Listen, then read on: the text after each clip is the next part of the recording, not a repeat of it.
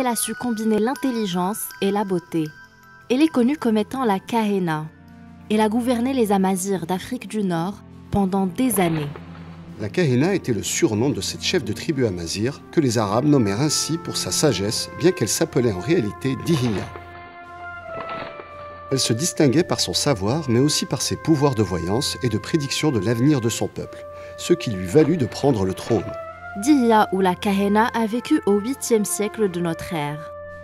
Elle a succédé au roi Axel, chef de la résistance amazir en Afrique du Nord. Elle était la reine de la tribu des Jrawa dans les montagnes d'Aouras, au sud-est de l'Algérie. Elle était issue des Zénètes et elle était la première femme que les Amazirs chargeront de la gestion de leurs affaires publiques après la mort du prince Axel. Celui-ci était chrétien, puis se convertit à l'islam et tua Uqba ibn Nafir à cause de son attitude envers lui et ses sujets. La Kahena a mené plusieurs guerres contre les Romains, les Byzantins et les Arabes.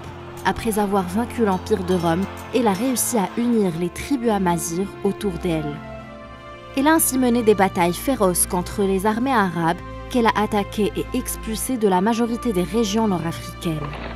À l'issue de leur guerre et de la mort de Koussaïla, les Berbères revinrent à la Kahena dans son bastion dans le mont Aouras, rejoints par les Beni Ifren, les Zénètes et les tribus venues de l'Eféria, entre autres.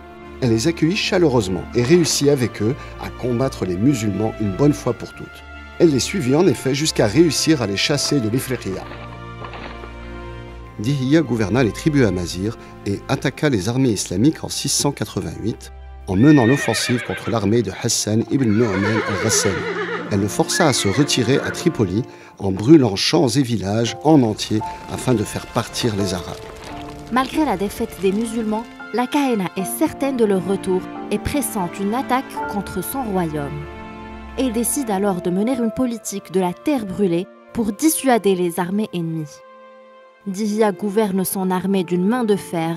Elle incendie aussi les forteresses et brûle les terres agricoles. Après Hassan, la Kahena avait pour elle tout le Maghreb durant 5 années. Elle s'adressa à son peuple en lui expliquant que les Arabes convoitaient tout ce que les terres de l'Eféria avaient de plus précieux. Elle leur ordonna ainsi de brûler tous les champs, de détruire tout ce qui pouvait servir à accroître les richesses et à dévaster toutes les forêts, jusqu'à faire perdre espoir aux Arabes, qu'elle l'obligea ainsi à battre retraite. Quelques années plus tard, Hassan ibn Nu'man décide de mener une nouvelle offensive qui sera ultime à la vie de la guerrière amazir. Lorsque Hassan commença une nouvelle guerre contre la Kahena, après que le calife Omeyyade Abdelmalik ibn Marwan, lui, renforça ses troupes, il poussa ces dernières vers les territoires de la chef amazir.